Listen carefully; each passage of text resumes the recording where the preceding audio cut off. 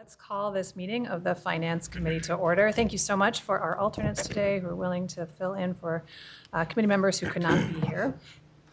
So I do not believe we have any public comment. Okay, then we'll move on to our agenda. So we have 3 items this afternoon.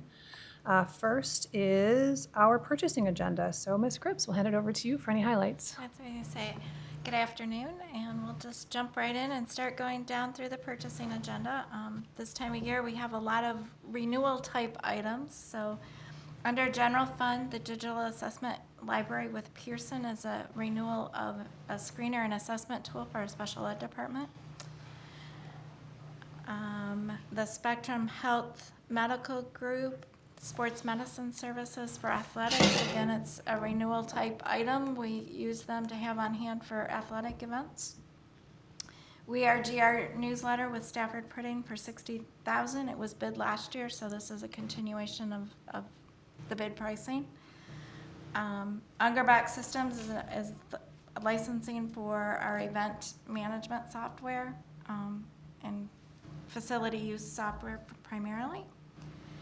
Tompkins Advertising, that is a firm that we use to help procure the radio and television and other social media type advertising events. So it pays not only for the services, but for the actual advertising cost.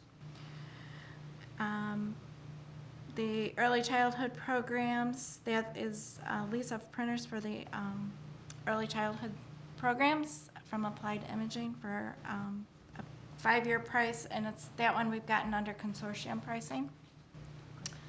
John Ball Zoo, we rent the facility there for the zoo school, so that's just the cost for 22-23. We do have a cost of, I don't want to say cost of living, but just that intermittent cost in there, so it's slightly higher, but only slightly higher than last year. Moving to special funds, a lot of this will come into our ESSER program and will relate actually into what we're trying to use for relate to our strategic plan. So the first few items there, we've got Lexia Core 5. We used that in 21-22, so now we're looking to extend that for 2 more years throughout the rest of the ESSER program. That ties into our strategic plan theme of enhancing the curriculum. The Center for Applied Linguistics, again, that's a continuation of our work that we've been doing with them for the last couple of years, I believe. And that one will be Title III funded. Again, trying to enhance our curriculum and bring that up to a high level. Imagine Learning, again, we used it for 21-22, only had a 1-year license on it, but we need to extend that for the 2 more years left of the ESSER funding. The next one, this is something new. We are looking to have use on-site wellness to develop and implement a wellness program for district employees. So we did go out for a bid. And I've got Kim Barron here if we want to ask more questions. She was involved in the bid process and how we did it, but this relates to our strategic plan of cultivating an engaged workforce. So what we did for the amount here, there is a per person amount that choose to participate. So we've kind of gone on the high end saying almost all of our employees will participate. So when you kick off a new program, I'm thinking it's highly unlikely almost everybody's going to start out to begin with, but we wanted to not have to come back in a couple months and say, oh, we need to increase it. So we've kind of gone on the high end to start with. We'll see what this first year brings and go from there. The next one down, and I think this came up at a board meeting a week or so ago with the book fair services for a 2-year period with Barnes & Noble for $1.2 million.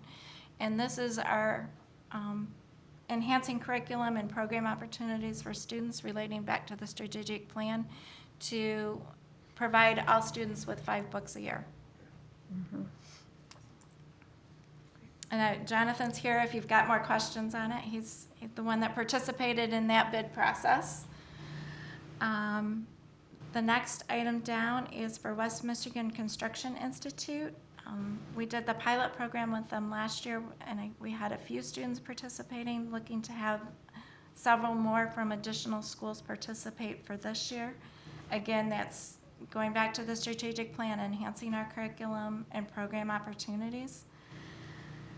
And down under the support materials, ongoing, we've used Panorama now for several years for an SEL platform and meeting the holistic student needs for the strategic plan. And the health advocacy program with Spectrum Health, again, we've used them for a number of years for our health advocates. On the last page then, under the building and sites, in the spring, we came to the board and asked, because the construction costs for Innovation Central and the bids that were coming in were a lot higher than our original proposed amount for Innovation Central. So at that point, we asked if we could transfer money out of some other of the projects, kind of postponed those. So two that come to mind, we postponed Riverside and Westwood and moved that $10 million over to Innovation Central project. So now we're just kind of completing the loop to increase the actual amount to Rockford Construction to our current estimated cost for Innovation Central. Okay, great, thank you. All right, so I'll open it up for any questions or discussion on the purchasing agenda. I have a question. I noticed that you said you bid out, what's this, 60,000 for printing. What's the logic behind bidding out projects? Do we focus on products, or do you have different criteria for services? I get a little bit fogged with this because for me there's a blur. We have some of the contracts here are for services, and yet we bid some, and then others, because we have this long relationship with them, regardless of the amount here, because there are varied amounts, we don't bid them out. Which is it going to be for us? Process, going forward, I raise the same questions. I could pick out individual projects that I believe we ought to be bidding out, just for the sake of developing a greater level of transparency, a greater pool of applicants. I have advocated for looking at Grand Rapids first as our policy and preference to make sure that we're helping to develop the economic base of Grand Rapids, which is demographically more inclusive, has a diverse group of people that I think reflect our student population and really ought to be brought into this process. I could cite different examples, whether it's from the advertising and public relations pool, or even this contract for $1 million with healthcare workers, which it's wonderful that we have these great relationships and they're long-term, but I really think we need a fair process here. So Ms. Cribbs, you want to comment on? That's what I was going to say. Process for bidding, That's what I yeah. was going to say. Yeah. Process. So for services, we're not required to bid. We can go with, typically, and depending on the service, again, like you mentioned, the health advocates, that is a program, a longstanding program with Spectrum Health, and it is, not that we couldn't go somewhere else, but it is an entire program, and we would have to revamp probably the whole thing if we went somewhere else. So depending on what it is we're looking for and how, if it's something that makes sense to bid, there are some of them, like our attorney fees. We don't really want to go and bid with attorneys. We have longstanding relationships. You want to be able to work with an attorney. So depending on what it is and where,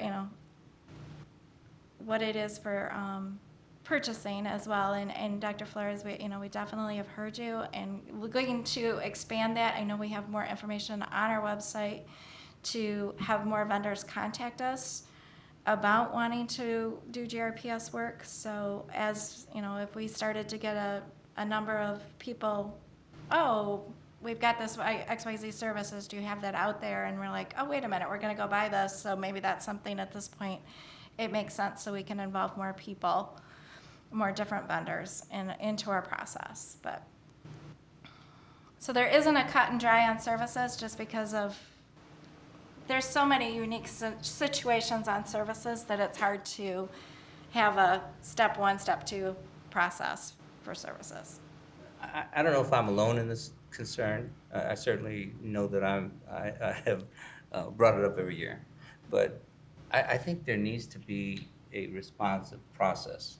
And, and maybe I need to bring it up at the board, as full board. But I'm going to keep advocating for this. I think that our community of business entrepreneurs deserve to know a process is in place, and that it's reflective of fairness and transparency and inclusive, and that it provides an opportunity for new vendors to come. And you have certain services here that are new, that you're bidding out, but then others that we have these long relationships with. Change and fairness and equity come from processes that are systemic, and we need to, I think, engage those. Again, it's maybe my personal opinion, but it is what I believe.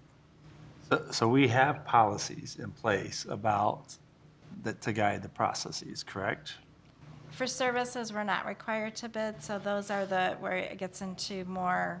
But does the of the board have gray area. policy? I mean, not in terms of requirement, but does the board have policies about how you're supposed? I mean, we do have ethical guidelines and legal guidelines that you have to follow.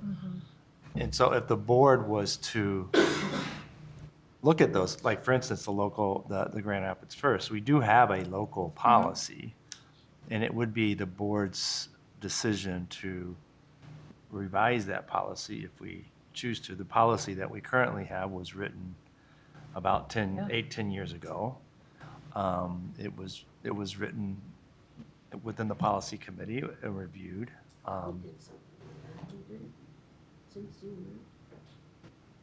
We've discussed it. We just haven't changed anything.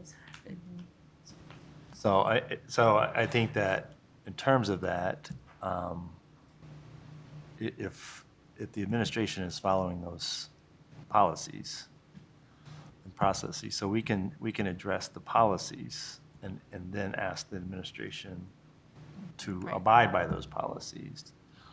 But I don't think but if we're asking them to abide by different processes that are not part of our policies, then that's not an administration issue, it's a board issue.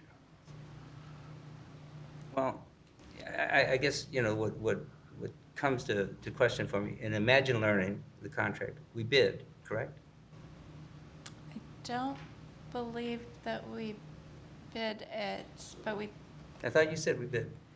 Imagine Learning, we piloted it last year as part of it, but Jonathan knows more details. Okay. So before my misspeaking, Good afternoon, everybody.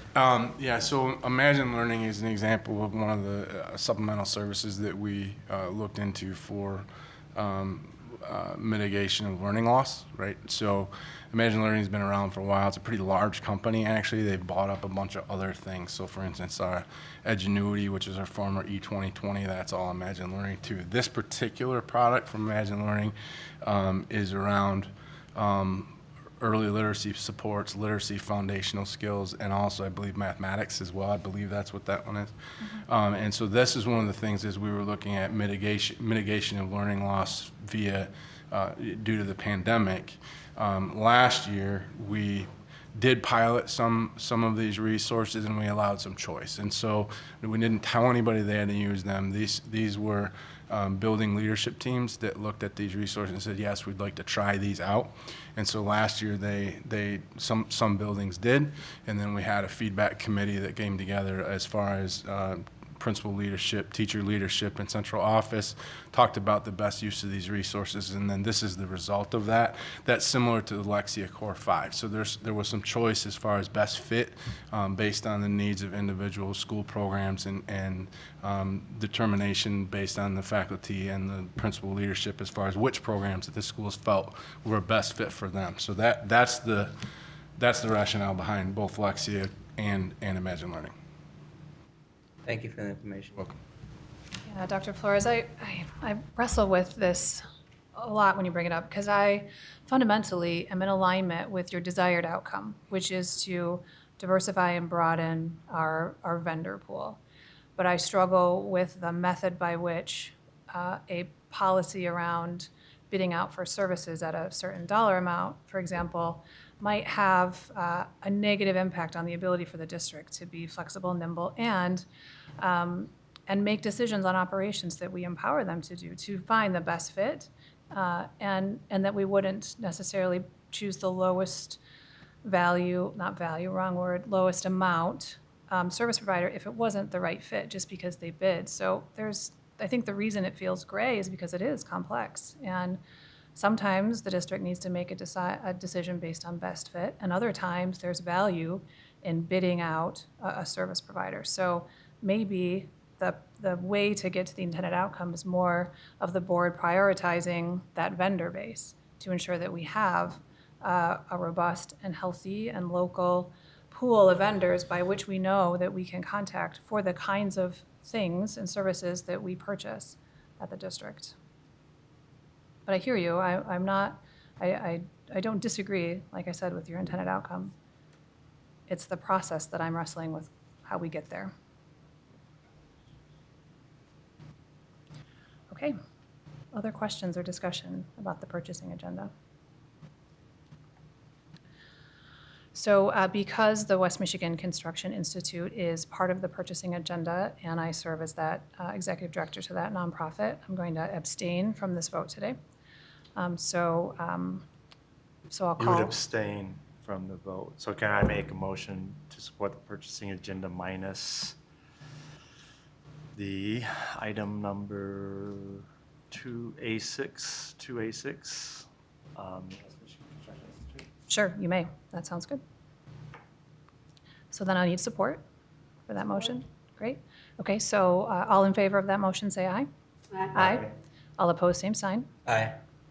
Very good. So motion carries. So now I'll need, again, since I'm going to abstain from the vote, a motion to approve the purchasing agenda item for the West Michigan Construction Institute. So moved. Support. Okay, all in favor, say aye. Aye. All opposed, same sign. And those abstaining, aye. Okay. Thank you, Ms. Cribbs.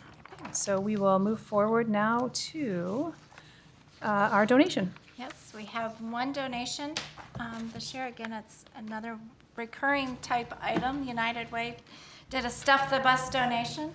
They worked with our KSSN coordinators throughout the district and selected the list of schools, including Buchanan, Burton, Campus, Cesar Chavez, Coit, Southwest Elementary, Dickinson, Gerald R. Ford, and Union High School to receive Stuff the Bus donation. So it's a little over $25,000, so was a nice donation. Wonderful. Okay, any questions or discussion on this donation item? Okay, hearing none, may I have a motion, please? Motion to accept the donation? Support. Very good. All in favor, say aye. Aye. All opposed, same sign. All right, motion carries. All right, from there, we'll move into our bond construction update. Mr. Smart, welcome.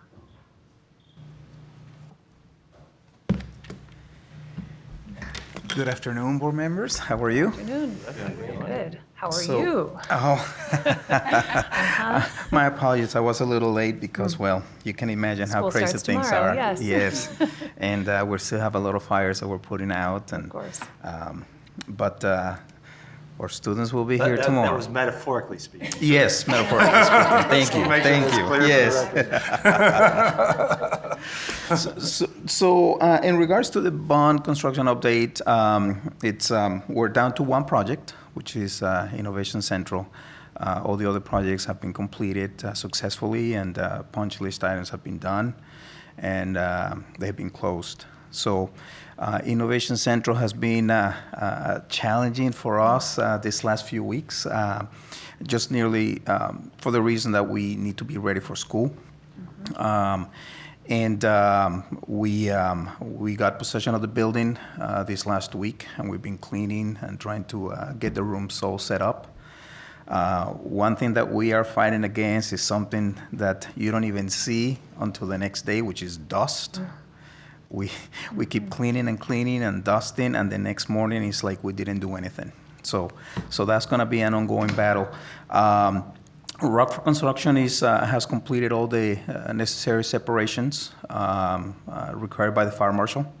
We have received occupancy, which is great. That's great. Yep, we got the occupancy permits from the fire marshal and the local building inspectors. So we're good to go in that regard. We may still have somewhat dusty rooms, but nonetheless, we can receive our students and start the work.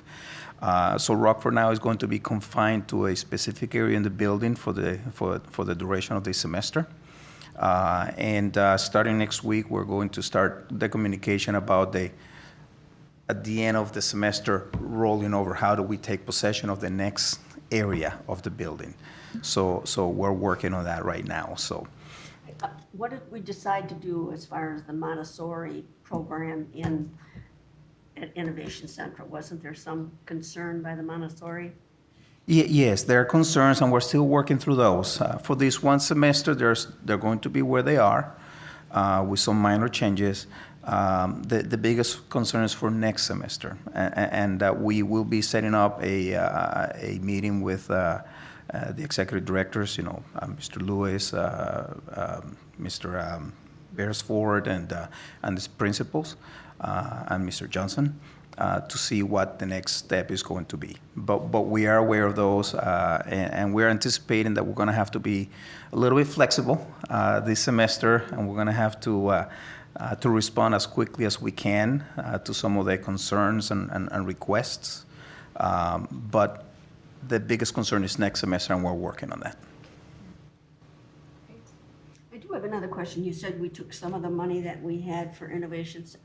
We didn't have enough money for Innovation Central, so we took money out of 2 other buildings? Is that what we Right, did? we reallocated the money Okay. that, So what's happening to those buildings? Will we have to wait till we have another bond issue, or? that's what I was gonna say, that as we're continuing to talk through the facilities master plan, all buildings are gonna be considered as we work through that new facilities master plan. So there is money to do what?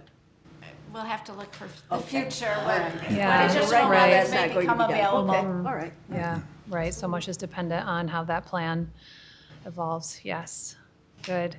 Oh, goodness. There's just no way, unfortunately, when you're living amid a construction project to not have disruptions or interruptions. So, like you said, I just encourage you to be as open to feedback and to communicate. That's just the key, to just let staff know what's coming next. And that can usually let everybody just be prepared. And yeah, gosh, any support that we can offer from the board too, definitely willing to do so. I know it's just going to be tough. It's going to be dusty, and it's going to be loud sometimes. And I wish there was a way around it, but there's also the Academy of Design and Construction there, and what an opportunity they have to live amid what they hope their future might be. Yes. So both a learning opportunity for some and certainly a frustration to others, I can understand. Yes. Yeah. And speaking about the Academy of Design and Construction, we need to We sure come do. up with a plan with the Yeah. educational opportunities. Rockford Construction is very open Great. to do that. And early on, you and I talked briefly Yeah. about what we can do. So There's so much opportunity. I, for yes. one, am very excited about that construction project. I'm sure I'm one of Give the them few. some hammers. That's right, yes. And construction cleanup is a career. Final clean is a career, so. it is. Some people make we a can living teach doing some exactly folks. that. That's right, yeah, there's an art to it, absolutely, yeah. Okay, any other questions about Innovation Central or bond in general? Okay, well, that concludes our agenda then, so we will adjourn this Finance Committee meeting. Thanks, everyone. Thank you very much. Thank you.